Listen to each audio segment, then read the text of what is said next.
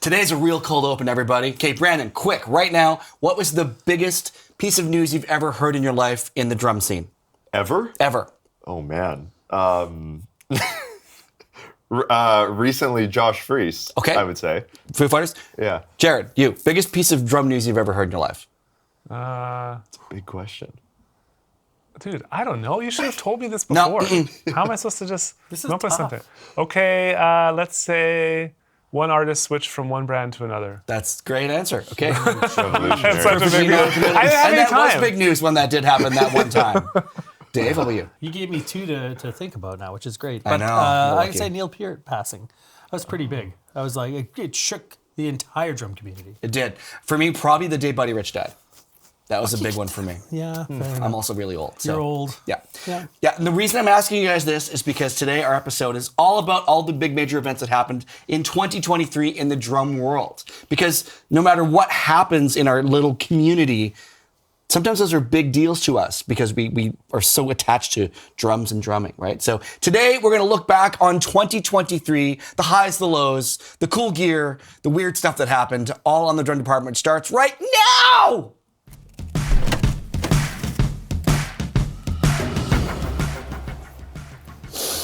I think the biggest news of 2023 is Dave got chlamydia.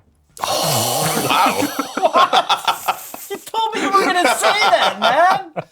I'm clean now. Wait. It's public. Is that... It's public. I'm unfamiliar with that band. Is it a good record? Oh, it's a great band.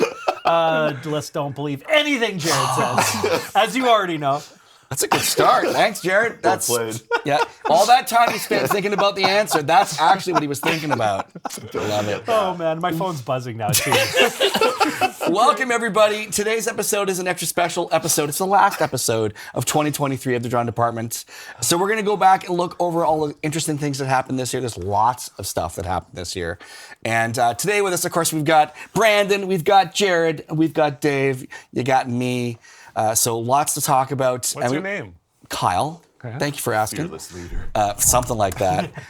But we also want to hear from you guys. What was the most impactful thing that you saw or heard in the drum scene this year? Because some stuff bubbles to the top, some stuff never quite makes it out. So I'm always fascinated by the little details and things that come out of the smaller scenes that don't get the same opportunity that some things do. So, Yeah. All right, let's dig right into it. This is some big drummer news that happened this year. We're going to cover three big ones, kind of the main key points I thought that happened this year. I think we have to talk about Josh Freese becoming a Foo Fighter. Right. That was pretty big. Yeah. And I mean, there was so much conjecture who it might have been. Brandon, who did you think it might be? Aside from Josh Freese, did you have any other close seconds? Rufus Taylor would have been like, I think that was my first guess. Yeah. He has his last name. Sure. Taylor, of course. And at the concert, I think he did a few more songs than some of the others. I'm like, oh, maybe he would do it. But I think Josh Freese was my second choice. Okay. Or who I Jared? thought it might be. I mean, I just thought the son Shane Hawkins might have a chance, but maybe that's I'm out to lunch thinking that. Pretty bold move but you're right. I mean, Yeah, I agree, and that's why I said like going on tour at that level with all these adult musicians would Yeah. not be good for a 16 or 17-year-old kid. Yeah. But that's the closest I got to speculating about who it could be. Dave? I was on the same page as Jared. I mean, I saw a lot of the posts, people throwing names out there. It was really like no one really knew, but Shane seemed to be the most, I guess to me, the next pick.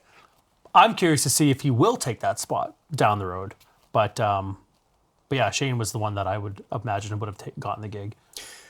Watching the London concert, the one for me was, I was actually really surprised how well Travis Barker fit. I thought the energy and the vibe really suited the band and kind of gave him a bit of a kick. And Josh Freese is kind of I hate to say the logical choice. It's kind of the boring choice, the vanilla choice, because he's had such experience playing in all these different kind of worlds. There's a great clip of him playing with the Foo Fighters. They do this section of the show. We're going to show a clip of that in a second, but where there's a little section where they do, they talk about Josh and the bands he's played with. And they did one where they played Just Haven't Met You Yet by Michael Bublé because he played on that recording. Of course, they brought Bublé out in one of the episodes. So he comes up and sings a tune. But let's show this clip. This is them introducing him early on the recent tour, just kind of going over a bit of Josh's history. Check it out.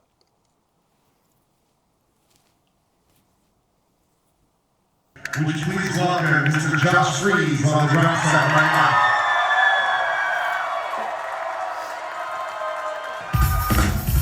He was an emo for like 26 years.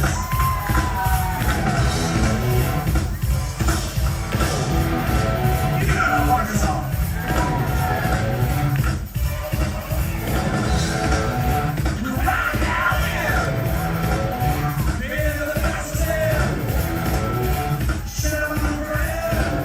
Is he chewing gum?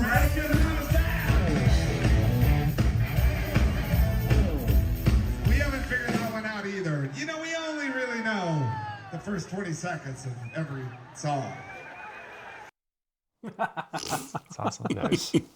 Yeah. So good. Yeah. I wonder if their choice on who to pick was more based off of who the best person that they could hire to come in and be more of a hired gun as opposed to a full-on band member. And I think, like your point about Travis Barker, like Travis is an entity unto himself, Yes. different in a different way than Josh Freese is. Josh Freese Yeah. is clearly incredible, but Travis is this. He has a whole brand built around him, millions and millions of people. Though then there's the whole Kardashian connection. I would imagine if they were to bring someone like that on, it wouldn't just be, hey, we'll pay you X amount per show. It would be more like, we'll give you a portion of the band. Yeah. And that's, I don't even know if that would be a discussion Yeah, that's a point. good, that's a good point. Yeah, that's actually a great question as to whether or not they've considered that. You know, as is he a hired gun? But I know Dave did speak to knowing him for 20 years, Yeah. or probably longer over the years. Yeah. So he'd be a great fit overall for sure, right? So Ultimately, it's like, it's none of our business, you know, what the business arrangement is, but it's still, I really want to know. And so if Josh Freese is out there and maybe he watches Drum Department, probably not. But if he does, Maybe.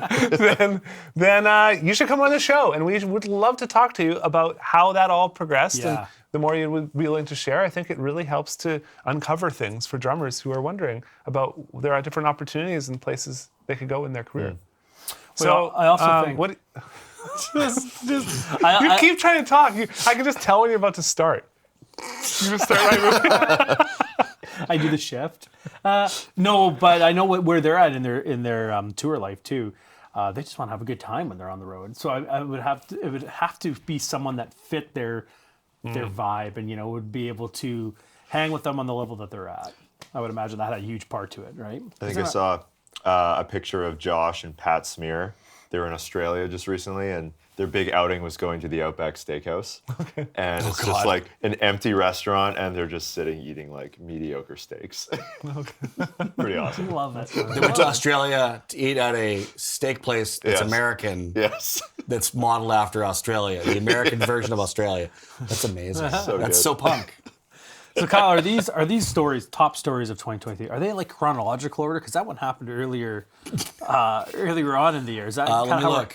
Yes, they Yes, are. I okay. didn't. That wasn't intentional, but that's the truth. Is that would you say that's the biggest story of 2023? I think. Well, it was the most Pretty big. anticipated. Yeah. We knew it was coming. The other two, I'm just looking. We did not know about the other two that I had picked. They were both kind of surprises. Okay. I thought. Can we hear them? Let's hear them. So number 2, Jay Weinberg out of Slipknot. And when it came out, it was sort of leaked, as a lot of things are on the internet these days. There was a very cryptic post. Well, I guess it wasn't cryptic. It was wasn't pretty cryptic. specific. It was Until very got Until it got straightforward. taken down. Yeah, they got removed right away. Yeah. Yeah. And then we find out later that Jay found out the same way basically he was called, I guess, before that and just let go. It wasn't planned in his mind. He certainly didn't know what was happening. Slipknot, although it is 9 members, it's likely only owned from like a ownership point of view of 2 or 3.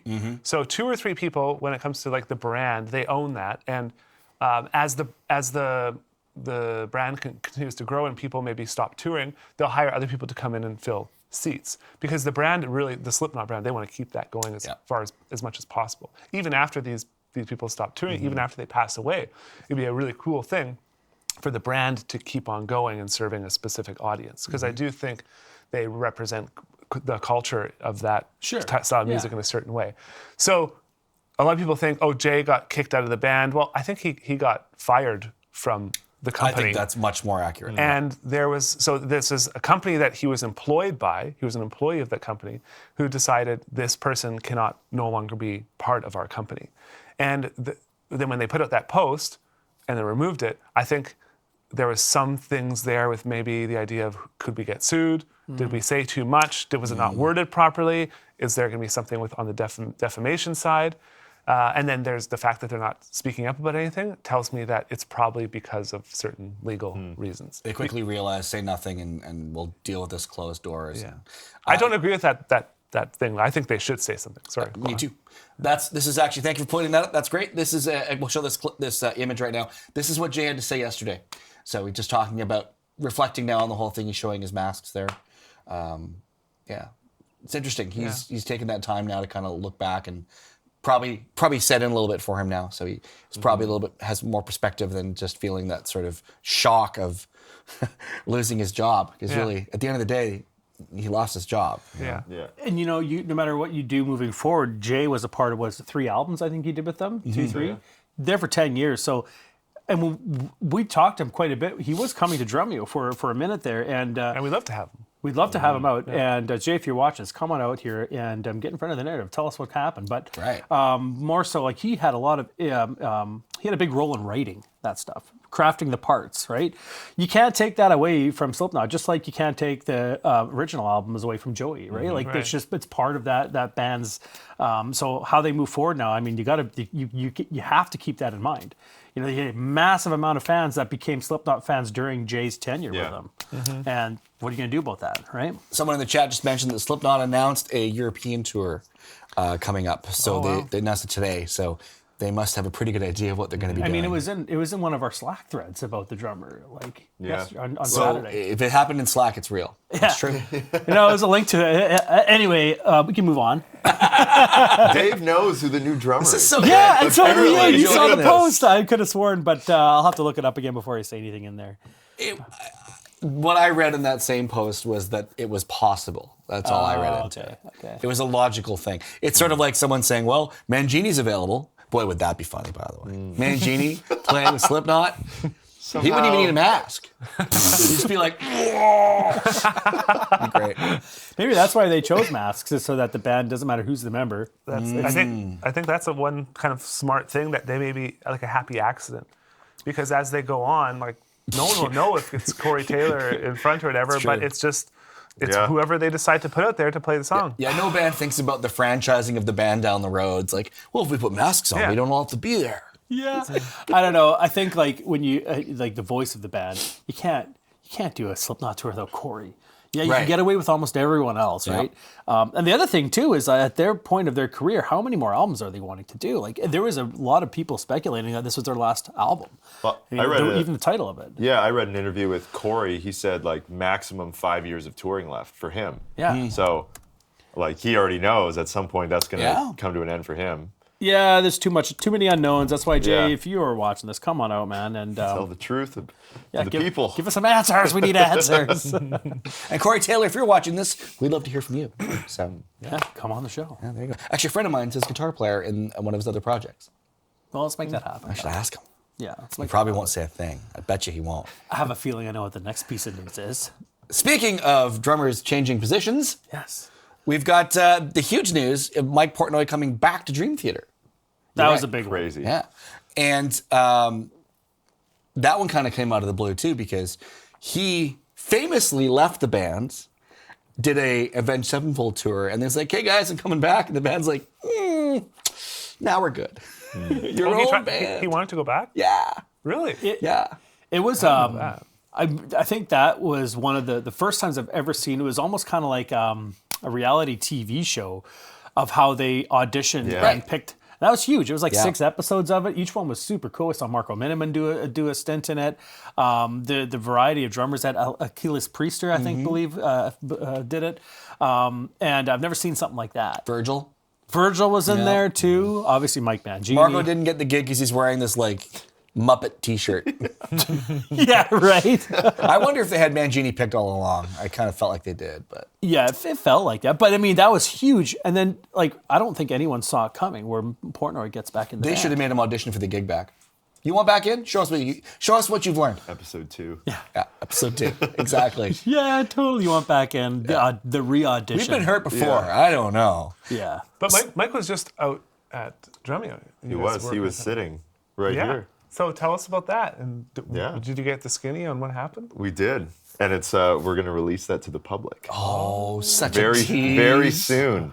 Nice. Did anybody cry in the episode? No one cried. Okay. But we put Mike through the freaking ringer. Okay.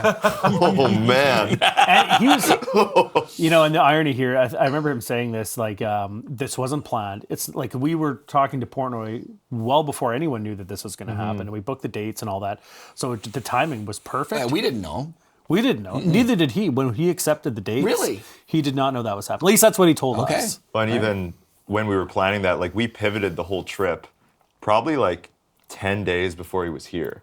And we're like, hey, you're back in the band. We should probably do something around the news in your best interest and Sure. the band's best interest. But he hadn't played a lot of that music in 15 years. Right. So he was like, I don't know how comfortable I'm going to be with a lot of the more difficult stuff, but let's just try it anyways. And he still got it. It was like riding a bicycle for him. Man. Yeah. I guess you could say it really was a nightmare for him to remember. Huh? It was. Oh, Kyle. was. Speaking of nightmares to remember, one of the burning questions that's come out of this whole Mike versus Mike routine has been, will Portnoy play Mangini's parts? No different than back in the day when we had David Lee Roth leaving Van Halen, Sammy Hagar coming in. Is Sammy going to do Dave's material? So there was very recently a clip of Mike Portnoy answering this question, so check it out. It's too soon to tell. We haven't needed to discuss what the new dynamic is going to be, so I'm open to it, of course. So I surely would do it if that's what they want to do, but it's definitely going to be a different dynamic. I think when I left all those years ago, I was running a lot of stuff, and I think now they've gotten so used to working more as a collective band that I think it's a very different dynamic now that I'm going to have to find my place in. And without stepping on anybody's toes, I have to respect that they've been doing it all this time without me. So, whatever they want to do, I'm up for it. So, but that being said, there is so much music of ours to come back and play that that I personally I look forward to revisiting all that stuff. And if they want to do the newer stuff as well, whatever they want is my opinion.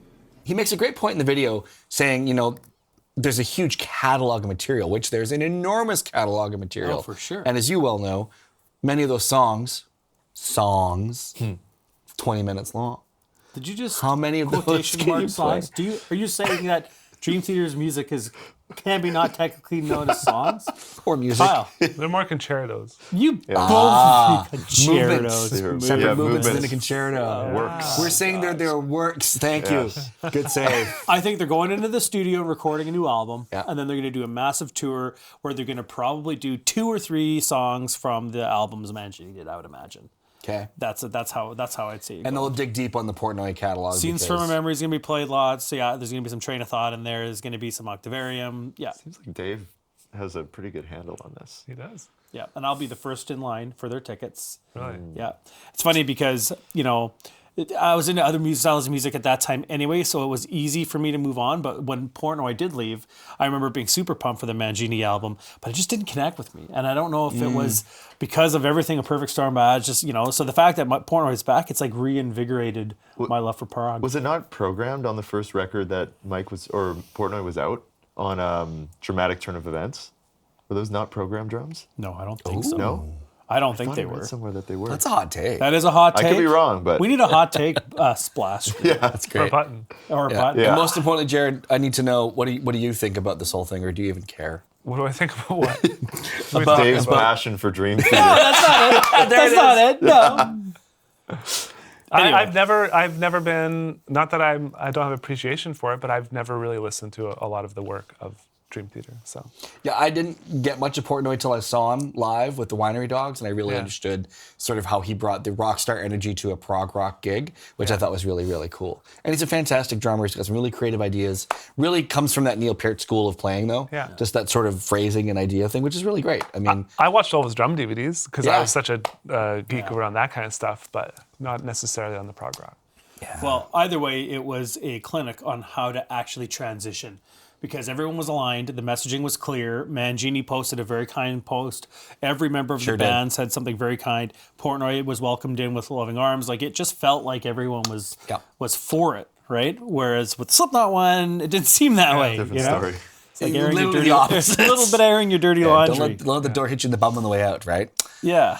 Yeah, so those are the three big stories that we had this year. We got some other stuff we're going to cover in a bit too, but I want to get onto something else that was always fun to talk about, and it's great in a review type thing, is all the cool gear that came out this year. So what I thought was really interesting as I kind of went back over all the releases this year, how much of it is like split across acoustic and electric. We really have kind of a 50-50 split. Now that's kind of what we came up with. It wasn't intentional though. We literally did go through all the press releases of who did what when. And the big buzz ones or the interesting ones or the ones that got traction, it's like 50-50. Really? Just goes to show you where we are in the market right now. So. Okay. We've got a clip to show on all of this, so I'm just going to talk about what they are before we get to the clip, just so you know what you're about to see. So, of course, Drum Workshop announced their electronic kit, the DWE series kit, which is the first to have wireless technology. Dave, please. I can explain that if you need. When did Roland get acquired DW? Was that 2023? No. Okay, that's why it's not in Yes, there. it was. I was gonna say that's a huge. Was that in 2023? That was 2022. Is it 2022? I think so. Yes. I want to say it was fall last year. You might be right. Yeah. I think it was fall last year. Okay, because that was a massive news. Well, and this is part of that conversation for sure. So the DWE electronic kit, the Evans Sensory Percussion Hybrid Drumming System, which is Evans partnering with Sensory Percussion and relaunching and reinvigorating that concept, which uses a different type of triggering mechanism as well as a whole new software and setup for getting way cooler, more different sounds. You're going to see a clip here talking about the new Sabian Strata cymbals. The Sonar compressor metal snare drums. I don't know if you guys have seen these yet. It's their midline metal drums. Really, really cool. In that same vein, PDP released a bell brass snare drum this year, which is really neat. One of the more sought-after choices for those of you that maybe aren't familiar with the iconic Tama bell brass, which sells for like, if you can find an original, they're like $20,000 now. What? Yeah. Jeez. Yeah. And if you ask around the net, there's no such thing as bell brass. Another conversation altogether. We're not going to get into now. And I think the other big one is the Alesis Nitro Max E-Kit they put out this year, kind of changing where entry-level electronic drum kits kind of what their level is. So it's pretty cool. So check out this clip.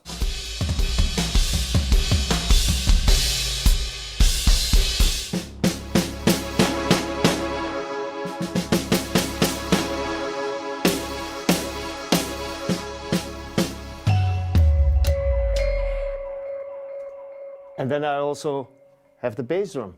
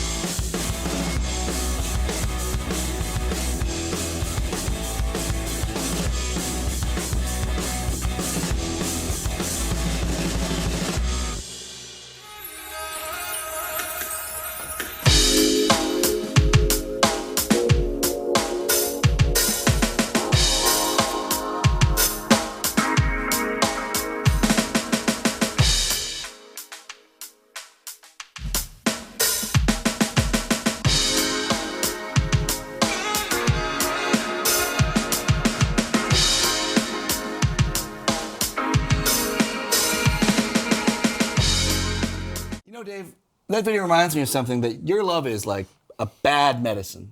Oh. That was the last clip we saw there in the video, and the Lisa's thing, it had a little clip of a lyric there. Yeah. That's what it reminded me of. Well, thank you. Thank you. I really appreciate that. I have to say, if you haven't had a chance to watch the Sonar Compressor trailer video for the product, it's outstanding. The level of quality, the sound, and the way they integrate the different drums in like performance and recording, it's seamless. And it's you even see in that clip how good they sounded. Oh, Yeah. Right? That was a great video. Yeah. Yeah, I really liked how they positioned that snare. They've sort of taken an ad and real life like demonstration and figured out how to make it one. Yeah. And it's like, wow, you're like, because they show that drum in a few different tunings. We just show a very small clip there. It's funny because juxtaposed with the PDP, which is a little bit more quicker, dirty. Yeah. Right? It's like, Yeah. okay, it's kind of the same thing, but not the same thing. Yeah. So kudos to Sonar for doing a great ad campaign with a really great snare drum line this year for sure. Nice. Michael Shack always looks like he is a kid with a new toy. Dude, I was just going to comment on that. Like, sensory percussion could change the game for hybrid and electronic drums, but I haven't seen a demo like that. You can just put it in Michael Shack's hands. Yeah, and that's cool. He makes anything sound great, you know? So I'm really excited for it. And it's a huge leap, I would say, in electronic drums this year. That with the DWE, too. Oh, man. Like, Have you guys played that? Have you played it? no, I haven't, but I know played it? you have, Yes. right? I went and played it a couple days after it launched, and Oxnard, Don showed it, and he said they've been working on it for 7 or 8 years now. So what are your thoughts? But my thoughts are, it's like definitely there's no wires, and it just feels like you're playing, and it looks like you're playing an acoustic kit. Oh, that's super So cool. like Don, when I was playing it, he just pops off the 10-inch tom, and he goes and walks to the other side of the room, and he's just hitting it. and As you jamming normally with it. would. Yeah, exactly. But it just shows you like you can just pop drums off. It's interchangeable. Is there no battery in there? If it's There's got there's this little insert that goes into the drum, and it gets screwed onto the inside of the drum. So you could just put a real like an acoustic head on it and turn it into acoustic kit. But that insert connects via some wireless way. It's not Bluetooth. That's right.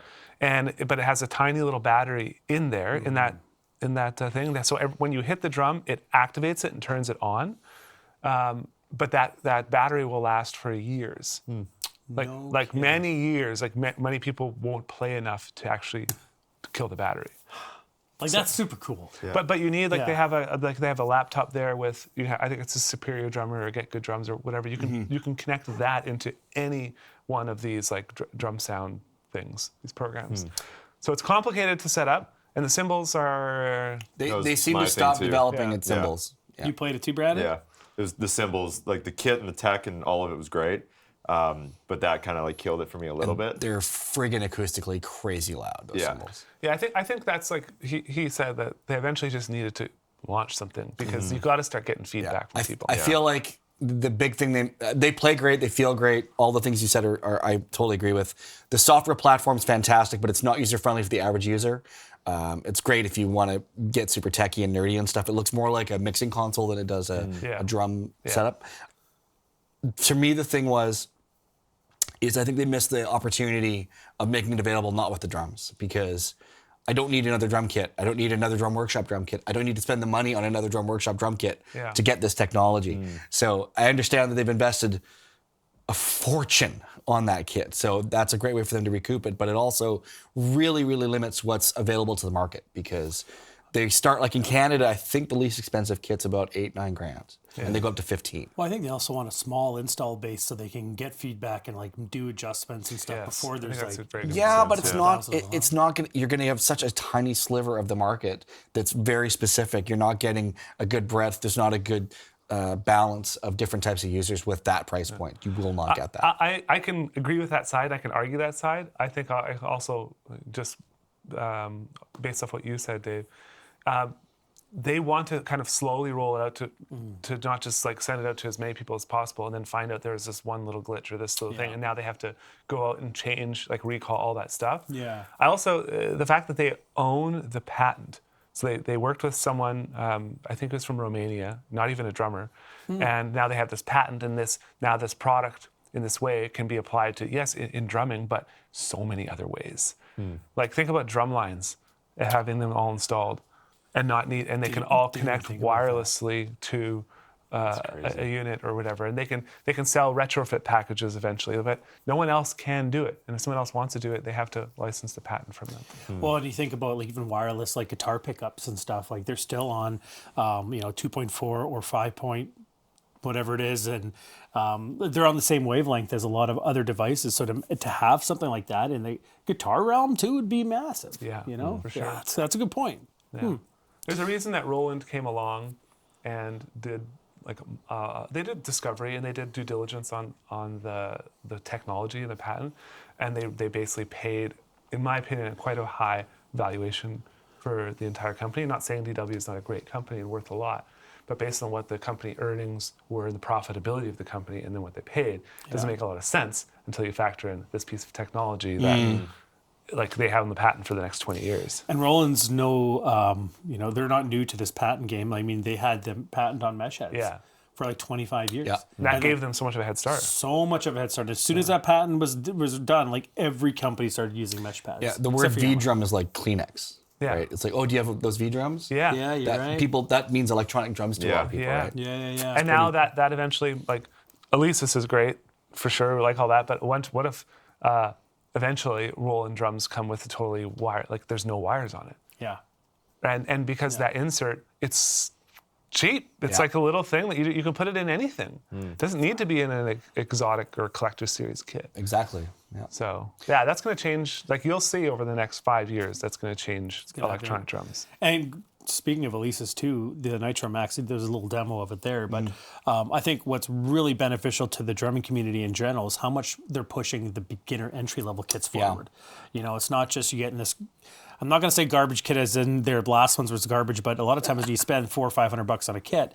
Traditionally, it has been like, What are you giving up for that price what are you point? giving up for that price point? Either it doesn't sound good, it's not inspiring, it glitches, it has connection issues. But I don't know. We played the Nitro Max, the new one, and you get a solid bang for your dollar, right? Which just pushes everyone forward. I was just going to say, I love the fact there's so much competition now in the electronic drum market. It used to be basically two companies, and it's like you either get chocolate or vanilla. That's it, right? And now all these other companies are going, wait a second, there's more to be had here. And some are really making major innovations in those spaces by choosing carefully where to go. You've got Gava at the high end of the market doing touchscreen modules and cloud-based connection. You can buy sounds on their module and download it right to the module. It's super cool. You've got F-Note doing all the cool things they're doing with triggering and sampling capabilities. You've got what Alesis is doing in that market and really shoring up what you can expect in a price like $500. Yeah. Whereas Roland and Yamaha have sort of said, no, we're going to do what we do. We're not really going to worry about those things. Someone has to be the best or the biggest, but that doesn't make them the best everywhere. And I think it's great that there's this competition pushing everybody forward. Yeah. It's really strong. All right, moving right along. Oh, the last thing I want to say, it's a bit of a hot take. So on the Evans sensory percussion thing, I think it's fantastic what it can do. Michael Shack demonstrates it with what you can make like a one-man band. We've seen maybe Akira Jumbo do something similar back in the day. It just, to me, it's always really clever and interesting and really musical, but you're always sacrificing something in the drum part to make whatever musical choices you need to make to play those triggered sounds and decide where you're going to map a sound, which is really cool. But it's sort of it's a very small possible market. Is to someone who's going to be a one-man band drummer in that way. What I would challenge anybody out there that thinks that was really neat and cool is think about how else you might use it. Because Michael's showing it in one way where you're playing it in a groove, but I mean, you can have a limitless number of sounds at your disposal that you can play with your drumsticks, which you cannot do on a piano or a guitar or a bass. You have way more interesting ways of creating music. So that's where I would think that's going to be really cool. I know you disagree with that, but that's okay. I'll live with that. You know what? I'm just gonna agree to disagree. I like the hot take though. Yeah. All right. So of course, what year in review wouldn't be complete without in memoriam? We lost some major talent this year, and we do every year. When we were doing research for this episode, I was actually quite surprised because we had two major passings this year that we were quite aware of: Don Famularo, Aaron Spears. But of course, we lost a bunch of others, and I think it's really important to acknowledge their passing, but also celebrate what they brought us. And one of the best things about being a musician, a drummer, anyone creative is you're able to create something that's always going to be larger than yourself. It's going to live on forever. So I think that's a wonderful thing. We can now go and if you don't know the artists you're about to see and know their bands, now you got a chance to go check them out. Their legacy's with us now. We're not going to see anything new from them, but you might get a chance to find a new favorite drummer that you didn't know before. So here's who we lost in 2023.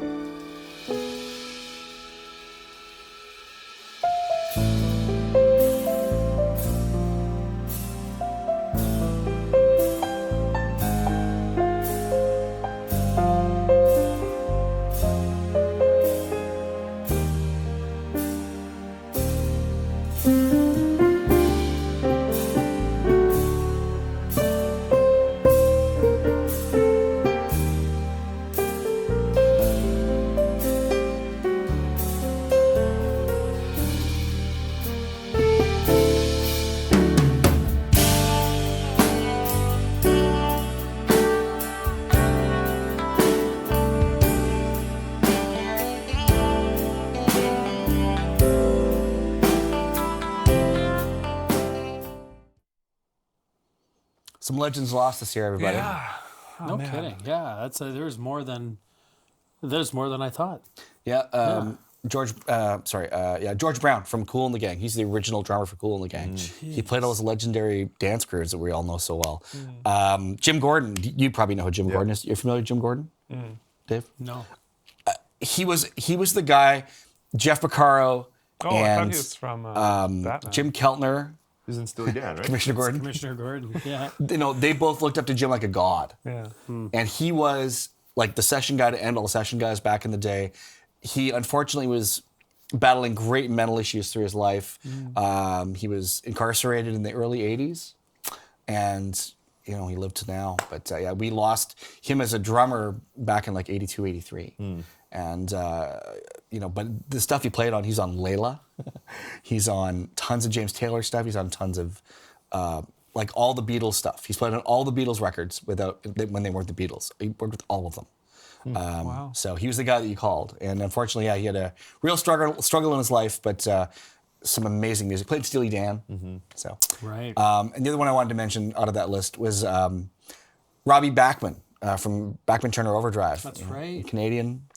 And Joe Collado, pardon me, was the founder of Regal Tip. He invented the nylon drumstick. Wow. Yeah. The nylon tip drumstick. Well, tip, yeah. No, Sorry, sorry, really. nylon tip drumstick. Yeah, Yeah. yeah. So, and just, you know, I had no idea that the drummer from the Butthole Surfers passed away. Yeah, neither did I. And it's too bad because there's only so much space, especially now, where we all look for social media and news. There's just, everything's out there all the time. There's just no space for stuff. It sounds strange to say that, but you'd think it'd be easier now. It's actually harder to go find these things. I had to spend a couple of days digging to find those. I was like, no, I get it. Drummers have passed away is not interesting to everybody, but it should be important, right? But yeah, so yeah, please go check out some of those drummers, learn more about them, and celebrate their lives and their legacies, please. All right, moving right along. I thought it would be apropos to do one more Groove of the Week this year. Okay. So I'm going to throw it to the screen. We're going to do it right now. That was smooth. This is Really our smooth. last episode, is it? Of the year? This is our last one of Yep. the year, yeah. What? Why are you guys taking time off? There it is again. There it is again. That's why we don't tell Jared. I hope I'm not paying you for the rest of the No, month. no.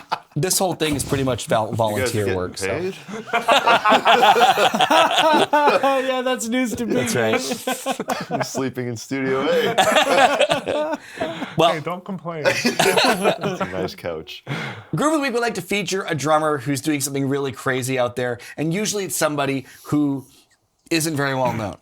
Well, this drummer is probably a little bit better known, but I just thought we should feature him because it's the last episode of the year, and he is almost bionic, honestly. Oh, I think I know who you're going to choose. Yeah, so everybody, if you don't know who Riccardo Merlini is, he has this insane technique of how he plays the drums, and he can play very, very quickly. Now, you might say that's not very exciting. It's not about speed. It's not about those things.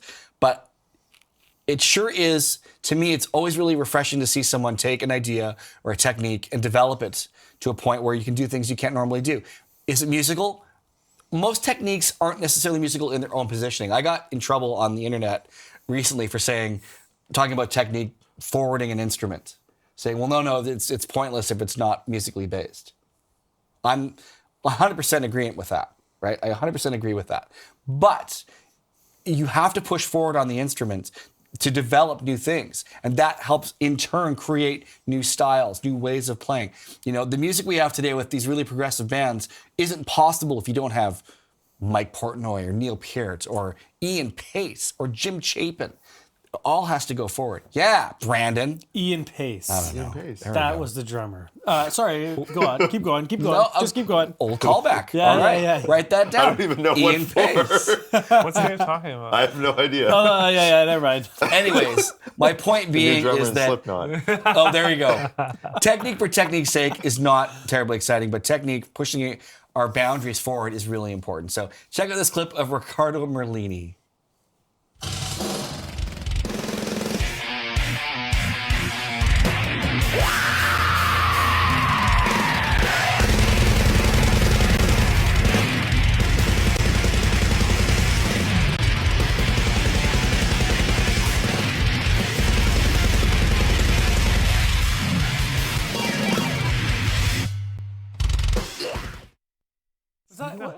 Was that song called Infant Annihilator? That's the band. band. There's a Dave. band called Infant Annihilator? There is. And that's the music they play. I saw a clip of him because I follow him on Instagram. He has great stuff, and he has this technique that he's over time developed. And I was talking to Alex Cohen about it, who was recently on the show. And he's saying it's really hard to develop. And initially, you have to turn your wrist, and you got to use a lot of your forearm muscle up here.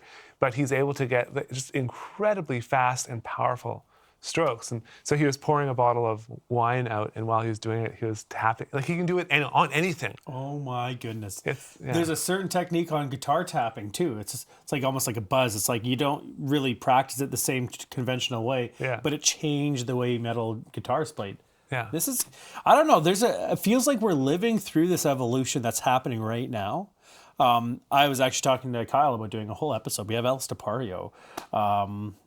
Should I say much about that? I'm just going to say that he's an amazing drummer. And I'm just looking at Brandon, like waiting for Brandon to give me the note. But El Stapario is like, he's currently in the moment, like changing the way that drumming is seen, evolving the kit, and obviously clips like this. Like, Dude, I was telling last night I was watching Estepario's videos and I was like telling Shanna, like, man, this guy's like drumming is different because of it. And Shanna's like, I'm going to bed now. Shut up, Jared. I think we're wanna hear it. we're witnessing something special that like in 10, 15 years from now, people are going to say like drumming change with El Stapario. I think we're witnessing it right now. I don't know. And then stuff like this, like I just like, it's super cool, but at the same time, it's so daunting. How fast, like that's crazy. 300 BPM, something like that. Yeah, it's super fast. And you're right, like he's invented techniques. Yeah. Same with Ramon Montagnier or Montagnier. yeah. How do you pronounce that last name? Montagnier. Montagnier, thank you. Montagnier. He's like got a an fascinating G technique too. But, you know, again, I have to say, you can't ignore the evolution because of it. I don't think you just say, oh, you write off, someone said in the chat, drum vomit, right? Sure, but they're it's not what's winning a pushing the prize. instrument forward, you know? It's going to help us create the next music and new things. It doesn't have to always be super fast, right? Estepario gets the same argument all the time. It's like, well, why would I do those things, right? Well, it's interesting and it's healthy to create. Plus, I think other drummers have created techniques. Maybe it's not as technique based, but you look at someone like Steve Jordan or Steve Gadd, who have created they almost have their own feel and their own class of that. And so when drummers look at that, they're inspired to then springboard off of that and do something on their own. So it's more just like it's in a different vein. One is related to speed and showmanship and all this kind of stuff, and others are related to other things. Yeah. Both. It's not drum vomit though. It's just you just don't like it. People are just so crass with how they refer to things. I know. I don't like that. Don't be a Therefore, dick, it's drum you know? vomit. Don't be a dick. Don't be a dick. Come on, come on. Come No on, guys. assholes Golden allowed. rule. Yeah. This is great. Jared, you guys got Jared in a good day, everybody. Finish the year strong. Good, yeah. Hey, we're gonna talk about drum rumors. Sure. What happened in 2023? Yeah. Is this tying back to what you thought you were going to talk about earlier? Yeah. Ian Pace joining Slipknot. No, not Ian Pace writing Slipknot. Now I'm opening the book up to 2024. What do we think's going to happen in 2024? Yeah, what are the big mysteries, right? I'm going to tell you one that rumor mills are happening that Alex Lifeson and Geddy Lee are talking with Paul McCartney and some other people about doing another tour, making more music. As Rush? As Rush. Paul McCartney. Yeah, Why? Paul McCartney's That's kind of an odd. Hey, this is how rumors get started. But know, I've Dave. read a few articles. Okay, and they're talking can about it's like yes, I can read. I had to read them to him. Cal reads them to me before I go to bed. He calls me up. Hey, here's a story, Dave. Hey, Dave. But who would be the drummer? Right? It's a huge boot to fill, or huge seat to fill, I guess. And but they're also saying that you guys made such great music. Why would you stop? Right? So that's a rumor that's going around right now. Yeah. Right? Yeah. There's lots of speculation about who's going to fill that chair with Slipknot for sure. I think the rumor right now is Eloy. Eloy Casagrande. Sepultura just announced one more tour or something. Yeah, it's an easy line to draw for sure. But I think there's just so many things that could be. Yeah. And to me, I think if I don't know, I have no horse in this race, but it would make sense to me for Slipknot to find someone that's probably not as well established to help them be, like you were saying earlier about being an employee. I think that's literally part of that move, is it has to be someone that fits in that mold, literally, or fits the mask, right? To be able to be that person and not be someone who overshadows the band. Yeah. Foo Fighters, big enough band to allow that, right? Josh Freese is drummer famous, but he carries a pretty fat resume with him, right? So, but they celebrate it. They have no fear with that, right? It's like they'll bring Michael Bublé up. Cheesy as that might be, it's like it just goes to show you they don't care. And it's a pretty comfortable place. I don't know that Slipknot's in a position for that. I think Slipknot, if I were them, I would want to set my band up, the structure to continue to live on. And so I totally agree with you that they want to find company people that also agree with that mission. Yeah, that makes sense. And as they should, it's like, and if someone wants to use Slipknot as a way to just for themselves to become more famous, not saying Jay wanted that, but that's probably not what they're looking for. They're really looking for someone to become part of their mission, which is fair. I'm curious to see who the next big breakout drummer star is. We've had Estepario blowing up the past couple of years. Who's next? We'll see someone new, I'm sure, in the next Brandon Taves. 12 months for sure. Yeah. There's Working hard. There's a great You are. drummer. No question about that. There's a great drummer out of Calgary, Blaine. Oh, yeah. Oh, Blaine in Calgary. Yeah. He plays Varus or Varus drums, right? Yes. Yeah. He's his last popping name. right now. I think he's gonna have a good year. There's a couple other guys on social and girls on social media that are their channels are just they're hitting right now. So I can see a new wave of call them influencers. I don't know, people that I think there's going to be a new wave in 2024. I guess it's 2024.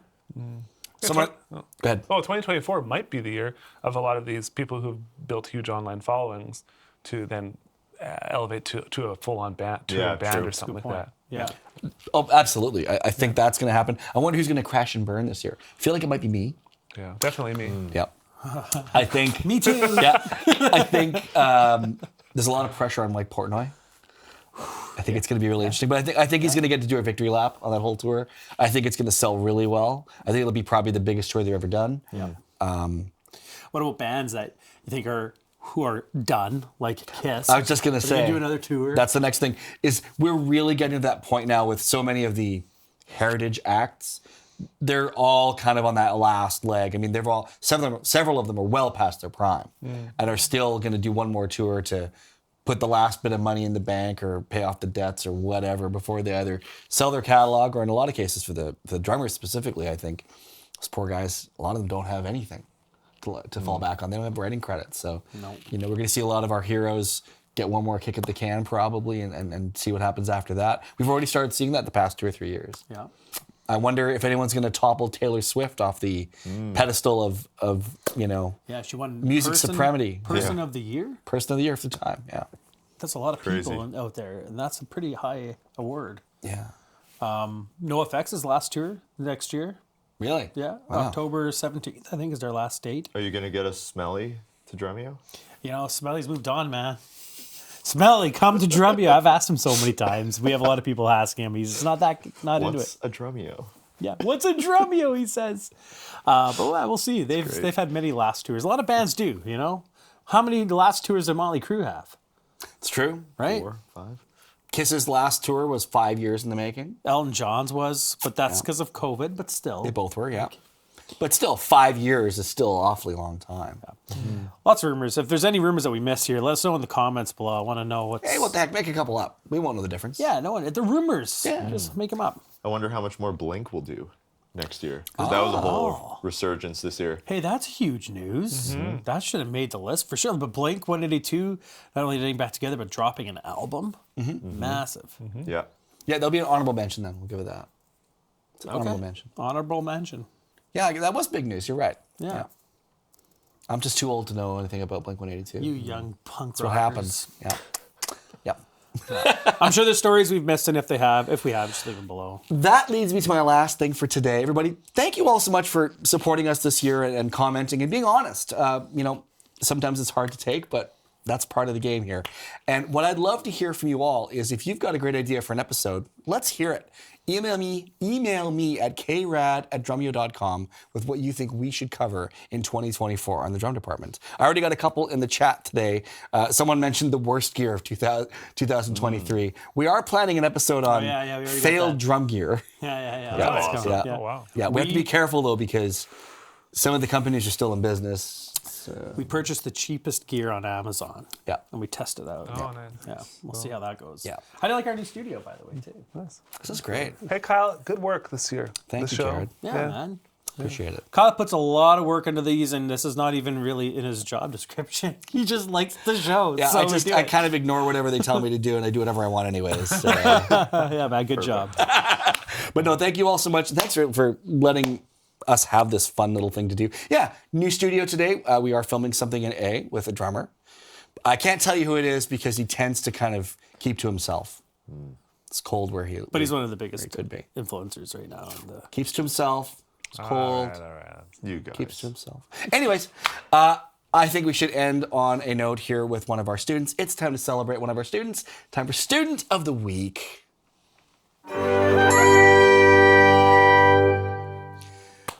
Our last student of the week this year is Alan W. He picked up a djembe earlier this year. I don't know why he would pick up a djembe. You leave those things where they sit. Don't touch them. But he says he thought, he'd bring back a little bit of percussion for backing tracks. He's a guitar player by trade. So he thought, I'll do that. But then he realized, what? I think I need a drum set. So good choice, Alan. We support you very heavily there. But since then, he's picked up working with Drumeo, and he's done all kinds of cool stuff. He submitted this awesome video that's going to be in our student recital coming up soon. So what I'm going to say is we're going to see this video, but I want to say thank you to everybody. Thank you to all the crew and staff here. Thank you to all the companies that sent us gear to review this year and let us be honest with the reviews. Yeah, They're all still talking to us, I know. except for one. You win some, you lose some. That's right. But I want to wish you all a happy holiday season. Whatever you celebrate, be safe, be well. Play some drums if you got some time. Have a happy new year, and we're going to see you again in 2024. Enjoy this video of Alan W.